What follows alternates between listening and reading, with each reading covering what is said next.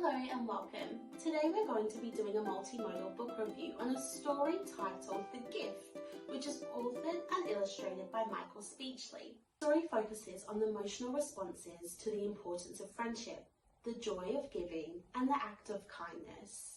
Let's begin by exploring the language features that have been used throughout the text.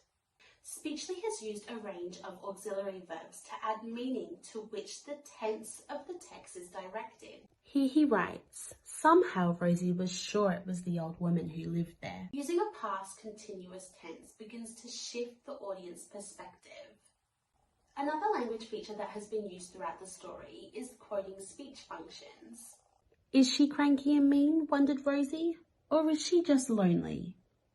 Using internal monologue allows the reader to create an emotional connection by exhibiting the thoughts passing through the mind of the protagonist. Within this dynamic literary text, the author uses both verbal and visual elements. Let's have a look at how the author has combined those elements to engage the readers within the text. Was it a bit too different? A weed! A tad too unusual? Pesky kid! Or just way too surprising? Increasing the font size of the last word and changing it to bold places the importance on the reader to speak with inflection by presenting the speech in a way of questioning.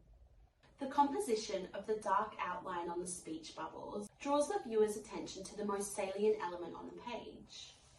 Let's now turn our attention to the visual features within the text. We can see here the difference in variation between the contrast of colour and the change in saturation. Creating a soft spotlight that surrounds the main character sways the reader's attention to focus purely on the perspective of Rosie.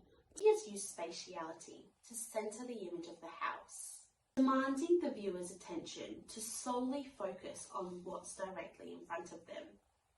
Adding the elements of texture to portray a rough, worn-down fence and combining that with the sharp, jagged lines in the weeds deeply immerses the reader by sharpening their way of thinking, almost painting a picture within the viewer's mind that the lady living within the house is someone to be cautious of. However, as Speechley introduces the character of Mrs. Green, the visual elements begin to change quite drastically, but this time these elements have a different impact on the viewer's perspective. Here, Speechley has used a close-up shot and combined that element by turning Mrs. Green's gaze directly towards the reader.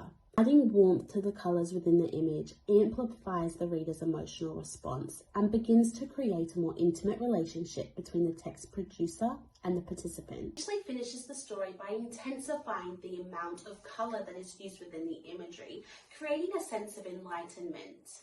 Expanding the space that surrounds Rosie and Mrs. Green leaves the reader feeling emotionally engaged and invested as the story has developed, giving the reader a sense of satisfaction that everything has played out the way it should. Thank you for joining me as we unpack the story of Rosie.